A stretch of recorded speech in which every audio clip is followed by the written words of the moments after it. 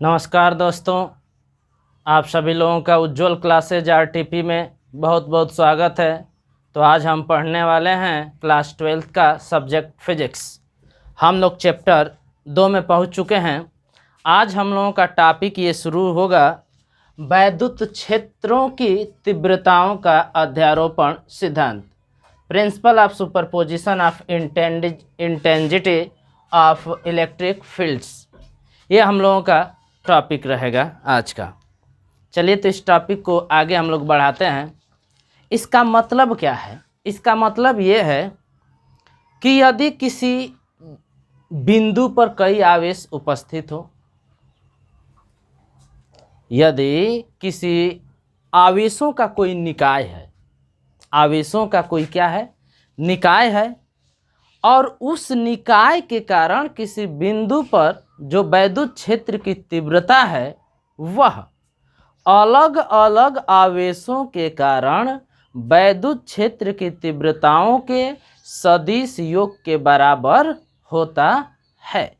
क्या मैंने बताया कि किसी स्थान में विद्यमान यदि कोई स्थान है, वहाँ पर बहुत सारे आवेश हैं, तो उन आवेशों के कारण किसी बिंदु पर नेट वैद्युत क्षेत्र की तीव्रता अलग अलग आवेशों के कारण उत्पन्न वैद्युत क्षेत्र की तीव्रताओं के सदिश योग के बराबर होता है। अर्थात यदि कई आवेश हैं, मान लीजिए Q1 है, Q2 है, Q3 है, Q4 है, ऐसे ही बहुत सारे आवेश हैं, Q1 है ये। अब इसके कारण यहाँ पर वैद्युत क्षेत्र की तीव्रता E1 है, इसके कारण E2 है, इसके कारण E3 है, इसके कारण E4 है, इसके कारण En है। तो इस बिंदु पर जो नेट वैद्युत क्षेत्र की तीव्रता है E, वह अलग अलग आवेशों के कारण उत्पन्न वैद्युत क्षेत्र की तीव्रता के सदिश योग के बराबर होता है। किस योग के बराबर होता है? सदिश योग के बराबर होता है। तो एक बार पुनः आप समझ लें, यदि किसी स्थान में बहुत सारे आवेश उत्पन्न हो तो उन आवेशों के कारण किसी एक बिंदु पर उत्पन्न नेट वैद्युत क्षेत्र की तीव्रता अलग अलग आवेशों के कारण उत्पन्न वैद्युत क्षेत्र की तीव्रताओं के सदिश योग के बराबर होता है। ठीक है। अब एक बात इसमें ध्यान देने वाली है।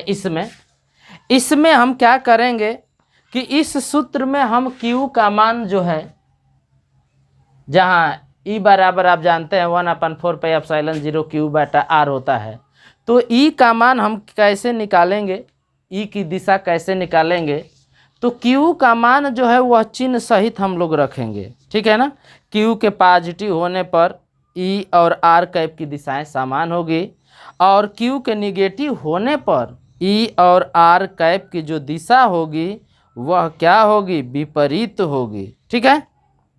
तो आपको इसमें क्या करना है कि Q की दिशा चिन्ह सहित रखना है। तो जब Q की दिशा चिन्ह सहित रखेंगे तो आपका E की दिशा क्या हो जाएगी? मिल जाएगी। इसको हम ऐसे लिख सकते हैं, E1 बराबर क्या हो जाएगा? बताइए। E1 बराबर अभी मैंने बोला है 1/4πε0 Q1 बटा क्या हो जाएगा? R1 प्लस ऐसे ही 1/4πε0 Q2 बटा क्या हो जाएगा? R2। ऐसे ही डॉट डॉट En बराबर 1/4πε0 Q1 बटा में Rn हो जाएगा। ठीक है। ये तो अदिश रूप हो गया। इसको सदिश रूप में व्यक्त करना है तो R कैप से हम लोग क्या कर देंगे? मल्टीप्लाई कर देंगे। यहाँ पे स्क्वायर होता है। ठीक है ना। 1/4πε0 Q बटा में R स्क्वायर, वैद्युत क्षेत्र की तीव्रता का फार्मूला। चलिए तो यहाँ पे R1 कैप हो जाएगा, यहाँ पर R2 कैप हो जाएगा, यहाँ पर Rn कैप हो जाएगा। ठीक है। अब इसमें कॉमन क्या है? 1/4πε0। इसको सिग्मा के रूप में लिख दीजिए। सिग्मा के रूप में लिखेंगे QI बटा में RI का स्क्वायर RI कैप। ठीक है। तो इस तरह से हम लोग यहाँ से निकाल लेंगे। अब इसमें यह ध्यान देना है, इसी फार्मूले की बात कर रहा था मैं, इसमें Q जो है उसका मान हम चिन्ह सहित रखेंगे। जब Q का मान चिन्ह सहित रखेंगे तो E की दिशा जो है वह स्वतः प्राप्त हो जाएगी। ठीक है। इसी तरह से आप क्या करेंगे कि Q के प्लस होने पर, यदि Q प्लस होगा तो जो R कैप है, R I कैप है और R I है, ठीक है, R I है और R I कैप है और E है, तो E है और जो R कैप है, इन दोनों की दिशाएं क्या होंगी? समान होंगी। लेकिन वहीं Q निगेटिव हो जाए, Q निगेटिव हो जाए तो R कैप और E की दिशा जो होगी वह विपरीत होगी। E की दिशा क्या होगी? विपरीत होगी। जब Q निगेटिव होगा तो R कैप और E की दिशा क्या होगी? विपरीत होगी। पहली बात। दूसरी बात ये होती है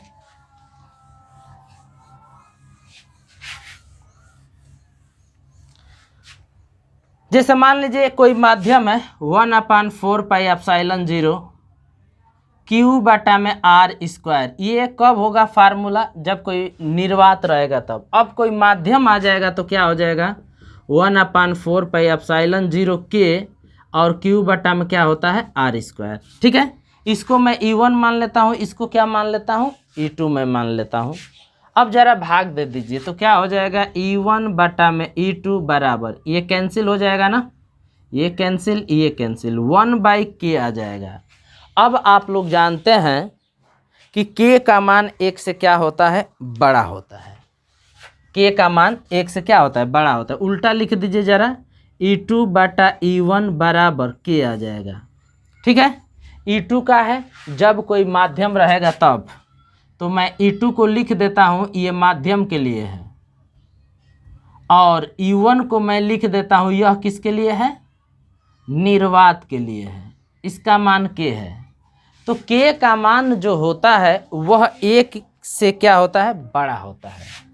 K का मान 1 से बड़ा होता है, ये ग्रेटर देन 1 है। ये भाग में इधर आ जाएगा गुणा में। E2 जो माध्यम के लिए है वह बड़ा होगा और जो E1 निर्वात के लिए है वह क्या होगा? छोटा होगा। तो आपने क्या समझा? आपने ये समझा कि किसी उल्टा आप करें,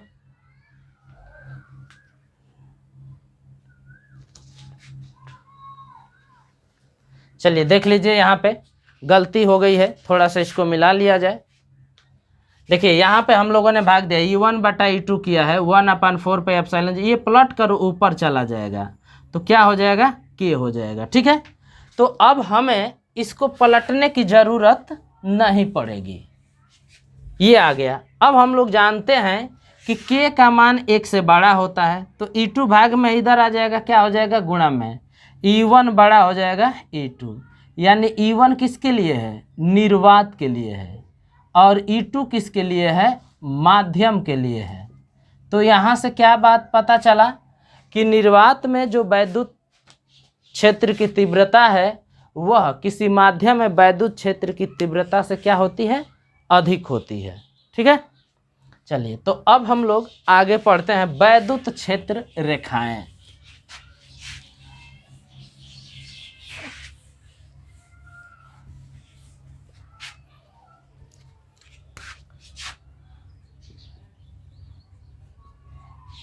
वैद्युत क्षेत्र रेखाएं,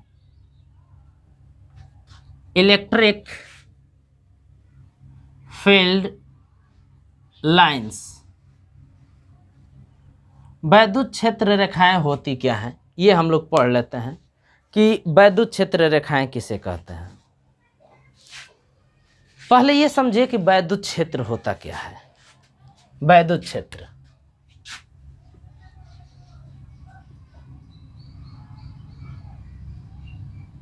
वैद्युत क्षेत्र क्या होता है? Electric field. इलेक्ट्रिक फील्ड क्या होता है ये हम लोगों को सोचना है कि इलेक्ट्रिक फील्ड कहते किसे हैं।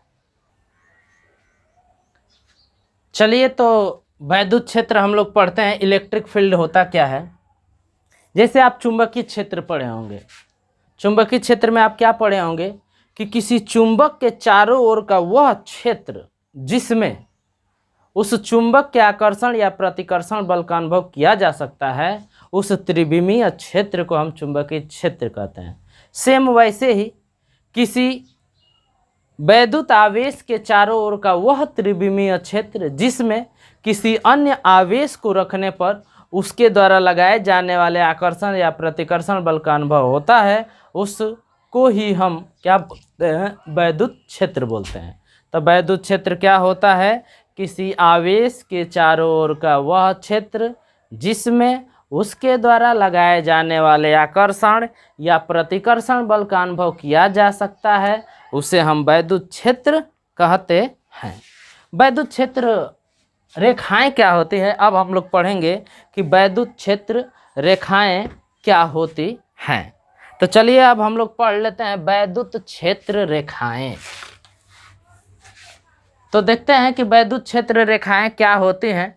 तो समझ लीजिए वैद्युत क्षेत्र रेखाएं क्या होती हैं।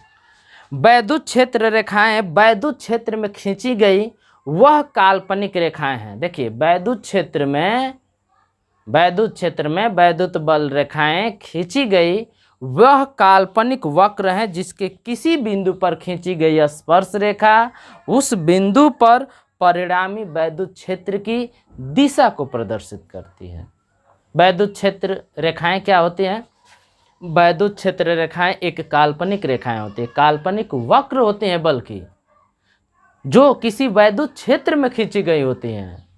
और इन वैद्युत क्षेत्र रेखाओं के किसी बिंदु पर जो हम स्पर्श रेखा खींचते हैं वह स्पर्श रेखा किसको बताती है?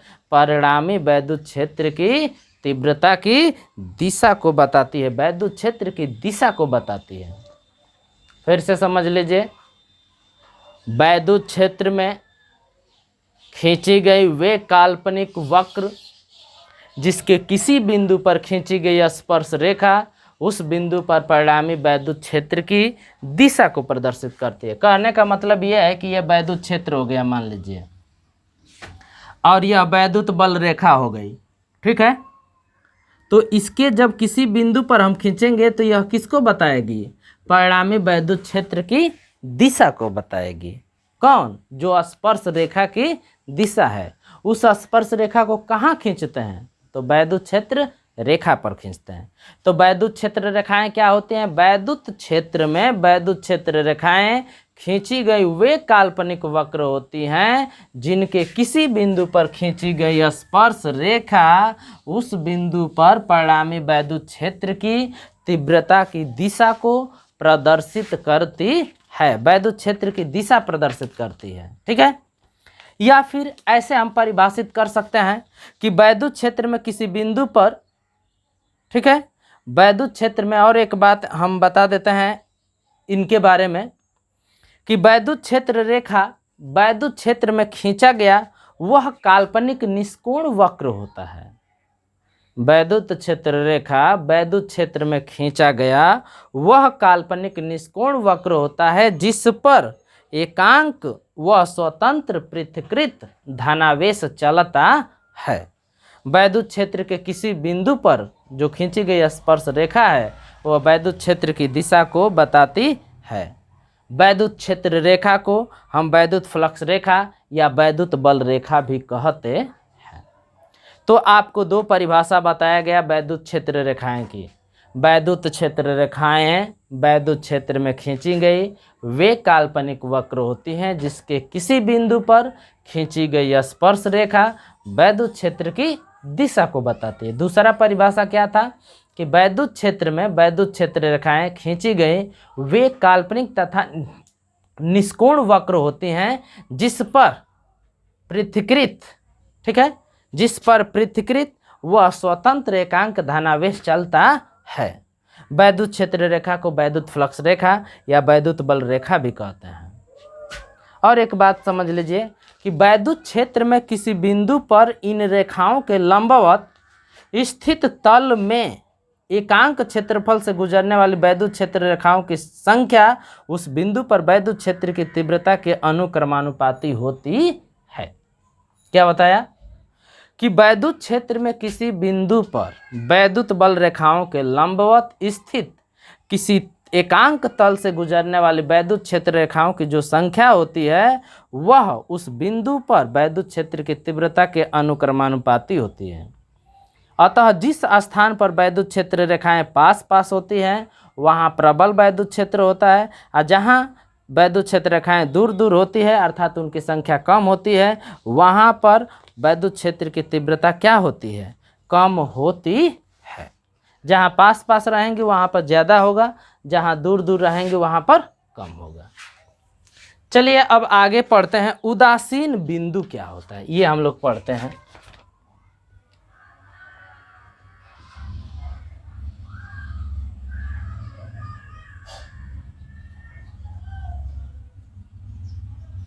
Neutral point.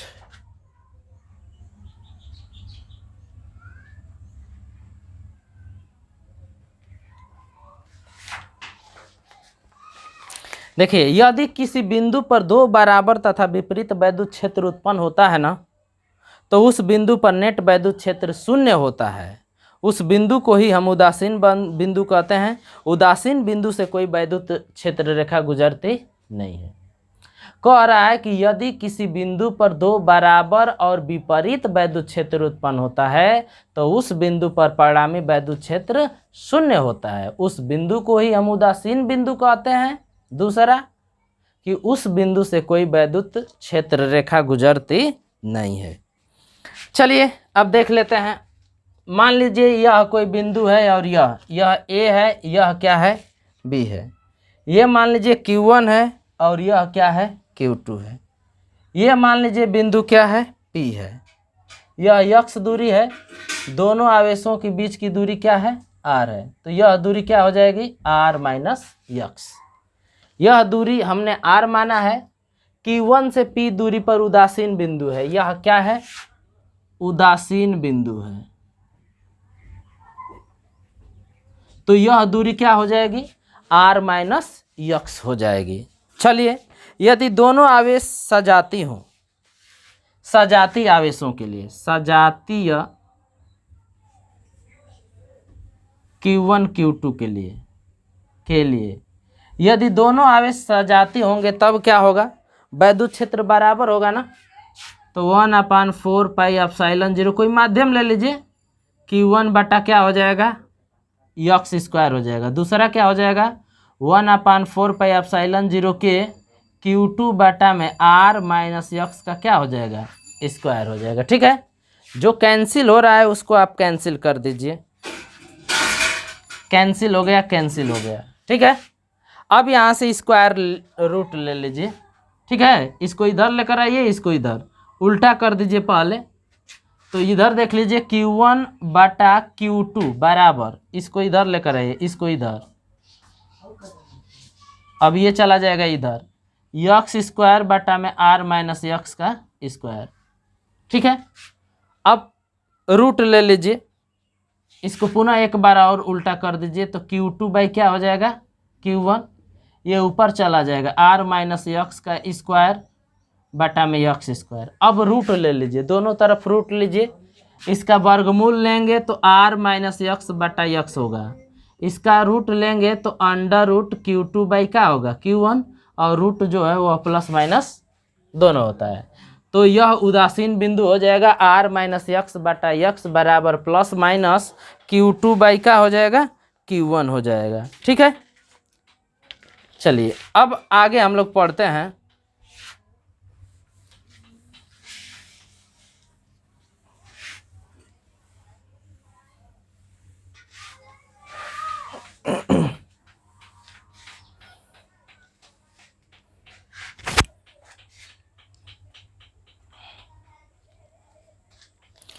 अब आगे हम लोग देख लेते हैं क्या है, यदि विजातीय आवेश हो, विजातीय माने एक धन में हो तो एक किस में हो, ऋण में हो। जैसे ये देख लीजिए, ये मान लीजिए Q1 हो गया, ये Q2 हो गया, ये A हो गया, ये B हो गया। मान लीजिए यह धन में है तो यह किस में होगा, ऋण में है। एक धनात्मक लेंगे तो एक क्या ले लेंगे, ऋणात्मक। इनके बीच की दूरी हम क्या मान लेते हैं, r। तो इस आवेश से मान लीजिए x दूरी पर क्या है आपका उदासीन बिंदु है, ये क्या है उदासीन बिंदु है, उदासीन बिंदु है। तो क्या होगा उदासीन बिंदु निकालने का तरीका क्या हो जाएगा, यहाँ पर दोनों वैद्युत क्षेत्र बराबर होंगे ना, तो इसके कारण वैद्युत क्षेत्र निकालिए क्या होगा 1/4πε0 के Q1 बाई क्या होगा x² बराबर इधर वाला क्या हो जाएगा 1/4πε0 के Q2 बाई क्या हो जाएगा r ये दूरी और यह कितनी दूरी है x है तो r + x²। ठीक है, बिल्कुल सेम काम कीजिए, इसको इधर ले लाइए उसको उधर लेकर जाइए, तो r + x बटा में x²। ठीक है, अब क्या हो जाएगा, अब क्या हो जाएगा Q2 by Q1।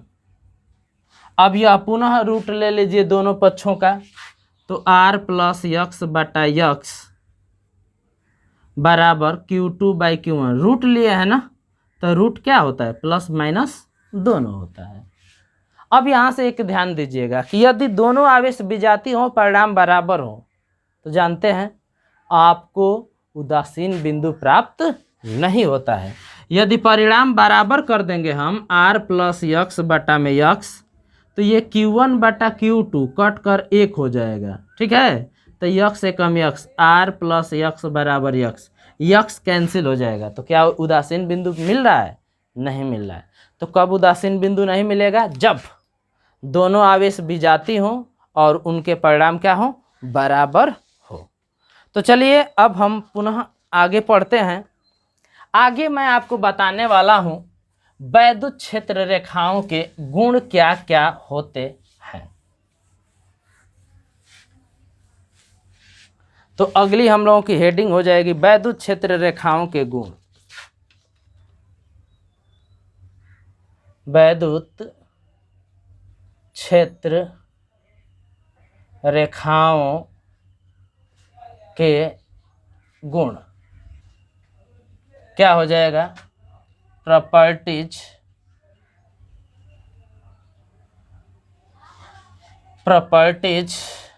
Of electric field lines.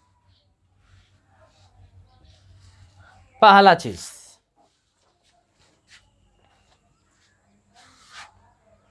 जो वैद्युत क्षेत्र रेखाएं होती है ना, यदि केवल धन आवेश होगा तो धन आवेश से शुरू होकर उसके पृष्ठ के लंबवत अनंत तक चले जाती हैं।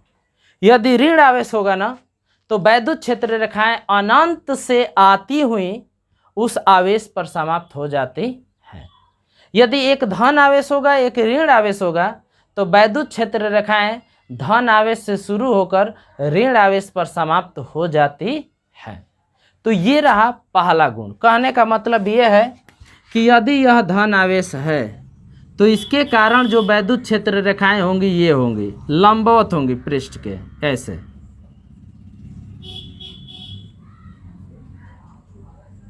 लंबवत होंगी, ये वैद्युत क्षेत्र रेखाएं हैं।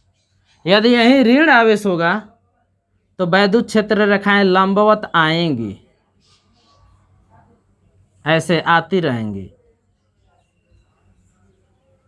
यदि एक धन आवेश होगा और एक ऋण आवेश होगा,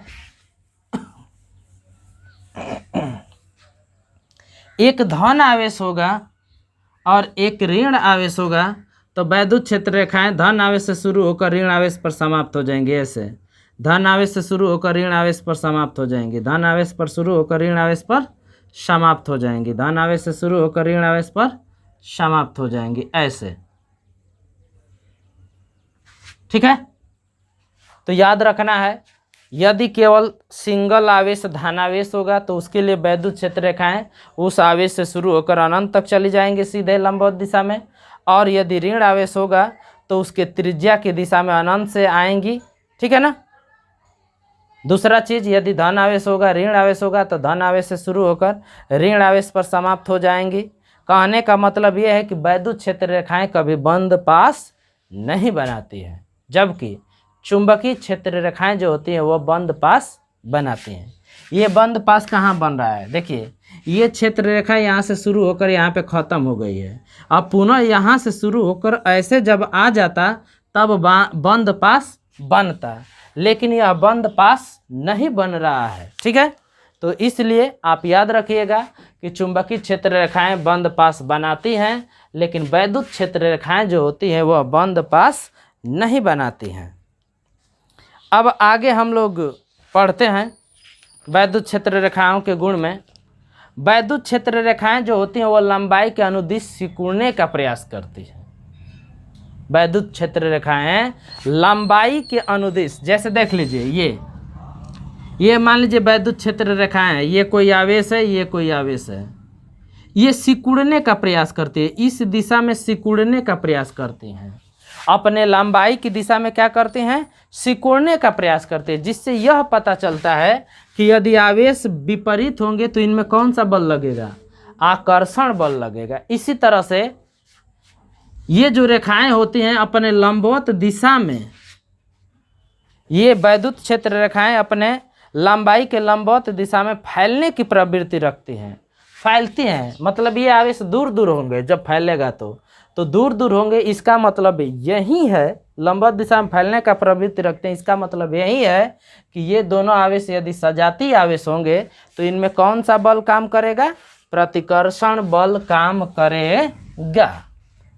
अब अगला मैं बताता हूँ क्या होती है। वैद्युत क्षेत्र रेखा के किसी बिंदु पर जो खींची गई स्पर्श रेखा होती है ना, वह उस बिंदु पर परिणामी वैद्युत क्षेत्र की तीव्रता को प्रदर्शित करती है। दूसरा गुण क्या है कि वैद्युत क्षेत्र रेखा के किसी बिंदु पर खींची गई स्पर्श रेखा वैद्युत क्षेत्र की परिणामी वैद्युत क्षेत्र की दिशा को बताती है। अगला चीज है कि वैद्युत क्षेत्र रेखाएं, दो वैद्युत क्षेत्र रेखाएं एक दूसरे को कभी काट नहीं सकती। क्यों? क्योंकि यदि वे एक दूसरे को काटेंगी तो कटान बिंदु पर दो स्पर्श रेखा खींची जाएंगी और एक ही बिंदु पर दो वैद्युत क्षेत्र की दिशा आएगी, जबकि संभव नहीं है। एक बिंदु पर वैद्युत क्षेत्र रेखा की एक ही दिशा होती है, एक से अधिक नहीं होती है। इसीलिए दो वैद्युत क्षेत्र रेखाएं एक दूसरे को कभी काट नहीं सकती। अब इसी तरह से वैद्युत क्षेत्र में वैद्युत क्षेत्र रेखाओं के लंबवत एकांक तल से जो गुजरने वाली वैद्युत क्षेत्र रेखाएं होती हैं ना, फिर से समझ लीजिए, वैद्युत क्षेत्र में वैद्युत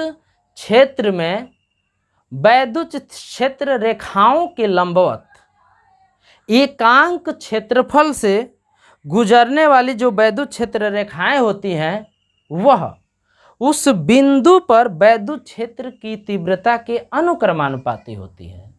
अर्थात यदि रेखाएं पास पास होंगी तो वैद्युत क्षेत्र ज़्यादा होगा, रेखाएं दूर दूर होंगी तो वैद्युत क्षेत्र क्या होगा, क्षीण होगा, अर्थात क्या होगा, कम होगा। तो एक बार हम पुनः समझ लेते हैं क्या क्या गुण है। पहला गुण कि वैद्युत क्षेत्र रेखाएं लंबाई के अनुदिश सिकुड़ने का प्रयास करती हैं, जिससे पता चलता है कि विपरीत आवेशों में आकर्षण होता है। ये रेखाएं अपने लंबाई के लंबवत फैलने की प्रवृत्ति रखते हैं, जिससे यह हमें मालूम पड़ता चलता है कि सजातीय आवेशों में प्रतिकर्षण बल होता है।